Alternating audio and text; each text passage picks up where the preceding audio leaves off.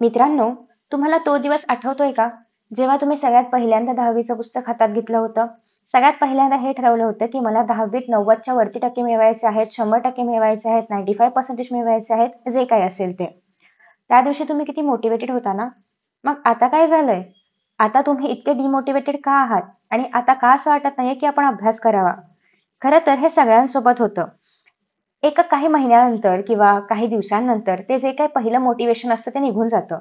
आणि मग त्यानंतर आपण गोष्टी प्रोक्रॅस्टिनेट करतो, नंतर करूया, उद्या करूया, अजून खूप वेळ आहे, असं आपण करू लागतो. आणि याच काही चुका आहेत, ज्यामुळे आपण तेव्हा जे काही टार्गेट ठरवलेलं असतं, ते आपण आत्ताही अचीव्ह करू शकतो का? असं एक सेल्फ डाऊट आपल्या मनामध्ये निर्माण होतो. आणि हे सगळ्यांबाबतीत होतं आणि माझ्या बाबतीतही झालं होतं. सो माझ्याकडून काही चुका झाल्या होत्या 10वीच्या तयारीमध्ये. सो त्या तुमच्याकडून होऊ देऊ नका. असं म्हणतात, की प्रत्येक चूक स्वतःहून पाहून म्हणजे स्वतःहून करून पाहायची गरज नसते. कधी-कधी इतरांनी केलेल्या चुकातून शिकायचं असतं. सो तुमच्याकडे आता इतका वेळ नाहीये, की तुम्ही चुका कराल, मग शिकाल. त्यापेक्षा माझ्या ज्या काही चुका झालेल्या आहेत, त्या तुम्ही पाहून घ्या आणि त्यानुसार तुम्ही स्वतःला नक्कीच इम्प्रूव्ह करण्याचा प्रयत्न करा. सगळ्यात पहिली चूक आहे ती म्हणजे शेवटच्या क्षणापर्यंत वाट पाहणं. खरं तर आपण असं म्हणतो, की "अरे, अजून तर 3 महिन्यांचे वेळ आहे, अजून 4 महिन्यांचे वेळ आहे, आरामात बघूया आपण, नंतर अभ्यास करूया." कधी-कधी असं होतं, की आपल्याला कळतंय, की एक्झामचं टाईमटेबल आलेलं आहे, जास्त वेळ आपल्या हातामध्ये नाहीये. ऑलमोस्ट तुम्ही असं मोजलेत तरी पण 100 दिवस वगैरे काहीतरी शिल्लक आहेत बोर्डाच्या परीक्षेला. पण तरीही अजूनही आपण म्हणावा तितका किंवा म्हणावा तेवढा चांगला अभ्यास नाही करत आहोत. आपल्याला अजूनही वाटते, की अजून 3 महिने आहेत, अजून 4 महिने आहेत, होईल आरामात अभ्यास. तर अशा पद्धतीने आपण शेवटच्या क्षणापर्यंतची वाट बघतोय. आता आपण आपल्याकडे जो काही वेळ आहे त्याच्याबद्दल टाईमपास करतोय, पण नंतर मग खूप गडबड होणार आहे. हे लक्षात ठेवायचं आहे, की 10वी ही मॅरेथॉन आहे. रोज तुम्हाला थोडे-थोडे प्रयत्न करायचे आहेत. रोज अभ्यास करायचा आहे. तेव्हा कुठे शेवटपर्यंत गेल्यानंतर तुम्ही तुमचा गोल जो आहे तर तो अचीव्ह करू शकता. सो त्याच्यामुळे तुम्हाला जर कॉन्फिडन्स हवा असेल, तर रोज थोडी-थोडी तयारी करणं गरजेची आहे. रिव्हिजन करणं गरजेचं आहे. नोट्स बनवणं गरजेचं आहे. सिलेबस जितक्या लवकरात लवकर कंप्लीट कराल, तितकं चांगलं होणार आहे. कारण तुम्हाला अजून एक्झाम पेपर्स पण सॉल्व्ह करायचे आहेत. आता सेमेस्टर एक्झाम होईल, तेव्हा तुम्हाला तसंही कळणारच आहे, की तुमचा कितपत अभ्यास झालाय, अजून काय-काय बाकी आहे, अजून कितपत करणं बाकी आहे.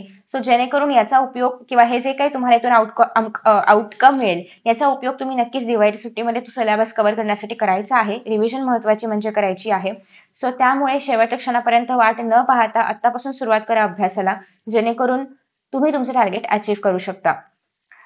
त्यानंतर दुसरी चूक आहे ती म्हणजे सगळं लक्ष फक्त पाठांतरावर आणि ही चूक सगळ्यांबाबतीत होते किंवा सगळेजण मोस्टली हेच करतात, की एखादी कॉन्सेप्ट समजत नसेल तर आपण तिचा रट्टा मारतो, ती पाठांतर करतो. खरं तर हे काही विषयांबद्दल आपण करू शकतो. जसं की फॉर एक्झाम्पल इतिहास आहे, काही अंशी राज्यशास्त्र आहे. या विषयांचं आपण पाठांतर नक्कीच करू शकतो. पण सायन्स असेल, मॅथ्समधले काही एक्झाम्पल्स आहेत, हे विषय किंवा भूगोल असेल, हे विषय पाठांतरासाठीचे अजिबात नाहीत. हे समजून घेण्याचे विषय आहेत. आणि या विषयांमध्ये कसं होतं, की तुम्ही एखादं उत्तर पाठ केलं असेल, पण तो प्रश्न फिरवून आला तर त्याचं उत्तर आपल्याला लिहिता येत नाही. आणि या विषयांमध्ये प्रश्न फिरवून विचारले जातात. त्यामुळे प्लीज फक्त पाठांतरावरती लक्ष नाही द्यायचं आहे. कॉन्सेप्ट समजून घ्यायची आहे. एखादा लॉ आहे, तो असाच का आहे? याच्या मागचं रिझन काय आहे? किंवा पेरियॉडिक टेबलमध्ये एखादा एलिमेंट पर्टिक्युलर ठिकाणी प्लेस केलेला आहे, तर का केलेला आहे? किंवा तो त्याच ग्रुपमध्ये का आहे? ॲटॉमिक रेडियस का वाढते? का डिक्रीज होते? मेटॅलिक कॅरेक्टर्स का इन्क्रीज किंवा डिक्रीज होत आहेत? हे समजून घ्या, रट्टा मारू नका कारण क्वेश्चन कसाही फिरवून विचारला जाऊ शकतो आणि आत्ताचे पेपर हे ॲप्लिकेशन बेस्ड पेपर असल्यामुळे अशा पद्धतीने क्वेश्चन्स फिरवून येणं हे खूप कॉमन झालेलं आहे. त्यामुळे प्लीज फक्त पाठांतर न करता ट्राय करा की तुम्ही कॉन्सेप्ट समजून घ्याल. सो सगळेच व्हिडिओज अपलोड केलेले आहेत. त्याच्यामध्ये सगळ्या ठिकाणी तुम्हाला कॉन्सेप्ट समजून देण्याचा प्रयत्न केलेला आहे. सो फॉर्म्युला पण फक्त रट्टा न मारता त्याच्यामागचं लॉजिक समजून घ्या. तो कसा आला? एखादा थिअरम असेल तर तो कसा आला? हे पण नक्की समजून घ्या. डेफिनेशन्स वगैरे असतील अर्थात त्या तुम्हाला एक्झाममध्ये पुस्तकाच्याच भाषेमध्ये लिहायच्या असतात. But at you should know की हे डेफिनेशन काय आहे? हे काय डिफाईन करते? किंवा याचे एक्झाम्पल्स काय आहेत?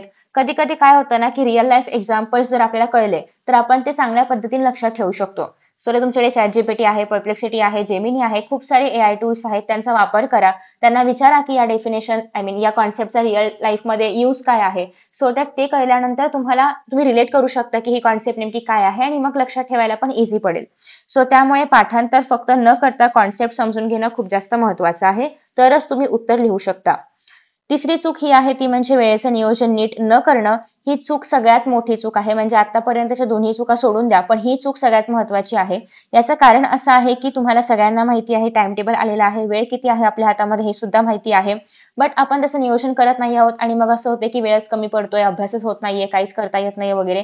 तर यापेक्षा बेस्ट आहे की तुम्ही आत्तापासूनच स्वतःसाठी एक टू डू लिस्ट वगैरे बनवायला घ्या.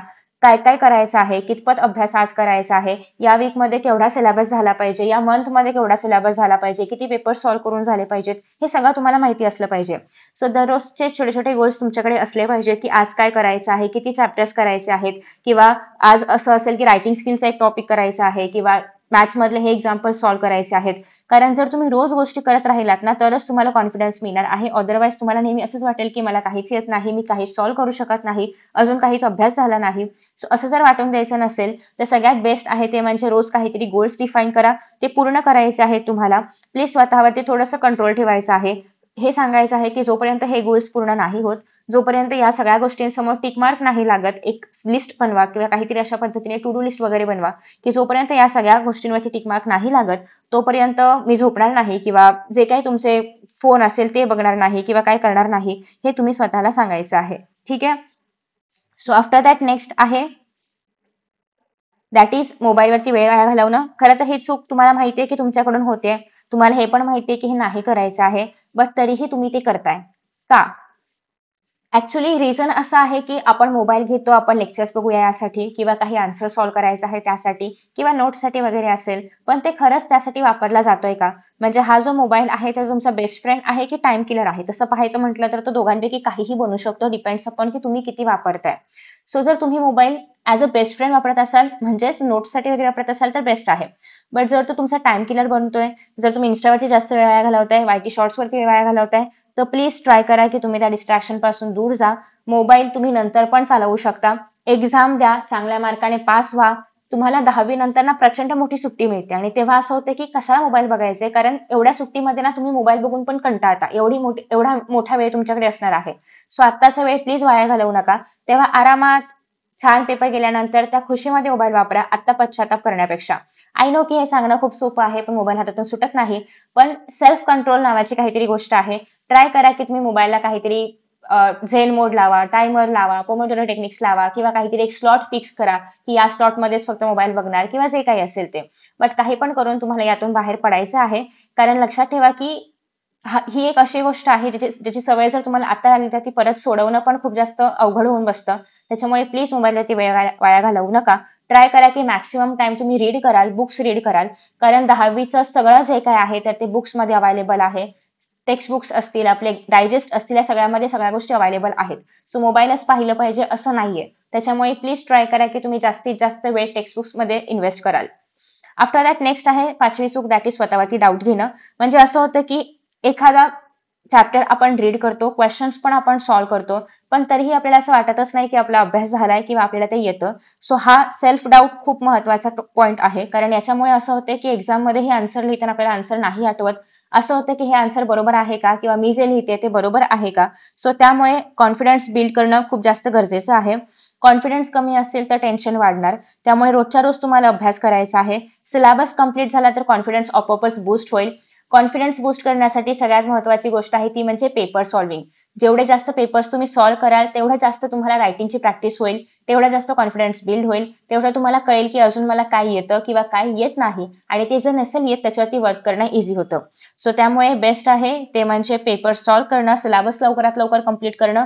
तर हे जे काही सेल्फ डाऊट वगैरे आहे ते नाही होणार, कॉन्फिडन्स बिल्ड होईल आणि मग तुम्ही चांगल्या पद्धतीने एक्झाम जी आहे तर ती देऊ शकता. नेक्स्ट आहे ती म्हणजे 6वी चूक, झोप आणि हेल्थकडे दुर्लक्ष करणं. कधी-कधी असं होतं की आपण बऱ्याचदा, म्हणजे आता खूप असं होतं की आपण खूप रात्रीपर्यंत जागतो. त्याच्यानंतर सकाळी उशिरा उठणार. तुमच्याकडे क्लास असेल, स्कूल असेल, जे काही सकाळी असेल, त्या ठिकाणी घाई गडबडीमध्ये जायचं आणि मग त्या सगळ्या ह्याच्यामध्ये आपण हेल्थकडे पण दुर्लक्ष करतोय, झोपेकडे पण दुर्लक्ष करतोय. तर प्लीज असं करू नका. सुरुवातीलाच मी सांगितलेलं आहे की 10th ही मॅरेथॉन आहे, लाँग रन आहे आणि त्यामुळे त्यासाठी हेल्दी बॉडी खूप जास्त महत्त्वाची आहे. हेल्दी बॉडी असेल तरच तुमचं डोकं चालेल, अदरवाईज तुम्ही प्रत्येक वेळी आळशी फील करणार. ऑलरेडी मी एक व्हिडिओ अपलोड केला आहे की एक्झाम किंवा इन जनरल अभ्यास करताना झोप का येते किंवा कशा पद्धतीने आपण त्या झोपेमधून स्वतःला बाहेर काढू शकतो, त्या लूपमधून बाहेर काढू शकतो आणि आपला अभ्यास आपण चांगल्या पद्धतीने करू शकतो.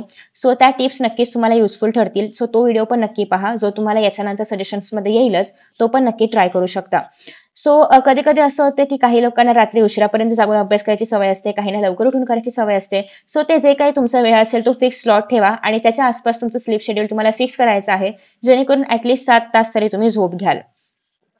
खरं तर मी हे सगळं तुम्हाला सांगते कारण मला माहिती आहे की 10वीचा प्रवास हा सोपा नाहीये, अवघड पण नाहीये. फक्त तुम्ही जर योग्य माइंडसेट ठेवलात, एक प्रॉपर प्लॅनिंग केलत, योग्य सवयी लावल्यात, तर तुम्ही खूप चांगल्या पद्धतीने तुमचे टार्गेट्स अचीव्ह करू शकता. अजूनही वेळ नाही गेली आहे. तुमच्या हातामध्ये अजूनही खूप वेळ आहे. त्याच्यामुळे प्लीज रोज थोडा-थोडा अभ्यास करा. तुमचे टार्गेट्स अचीव्ह करा रोजचे. तेच तुम्हाला सेल्फ कॉन्फिडन्स बिल्ड करून देतील. पॉझिटिव्ह ॲटिट्यूड ठेवा. तुम्हाला कोणीही थांबवू शकत नाहीये. तुम्हाला जे काही हवंय ते सगळं तुम्ही अचीव्ह करू शकता. तुम्ही आत्ता जे काही एफर्ट्स घ्याल ना, तेच एफर्ट्स तुम्हाला तुमच्या 10वीच्या मार्कशीटमध्ये दिसणार आहेत, जे की पुढे जाऊन खूप महत्त्वाचे आहेत. तुमचे 10वीचे मार्क्स जेवढे चांगले असतील, जेवढी तुम्ही आत्ता मेहनत कराल ना, तेवढीच तुम्ही पुढे भविष्यामध्ये त्याच्यासाठी स्वतःलाच थँक यू म्हणणार आहात. कारण नक्कीच तुमच्या करिअरला एक छान दिशा किंवा तुम्हाला हवी ती दिशा याच्यामुळे मिळणार आहे. त्यामुळे आत्ताच एफर्ट्स घ्या, रोज थोडे-थोडे एफर्ट्स घ्या आणि नक्कीच जर तुम्हाला हा व्हिडिओ हेल्पफुल वाटला असेल, उपयोगी वाटला असेल, तर कमेंट्समध्ये सांगा. आणि अजून काही चुका तुमच्याकडून होत असतील तर त्यासुद्धा सांगा. याच्या व्यतिरिक्त तुम्हाला कोणते व्हिडिओज हवे आहेत ते पण नक्की सांगू शकता. So best of luck for your exams आणि तुम्ही नक्कीच तुम्हाला हवा ते टार्गेट अचीव्ह करणार आहात. Thank you so much for watching this video and see you in the next video. Bye bye.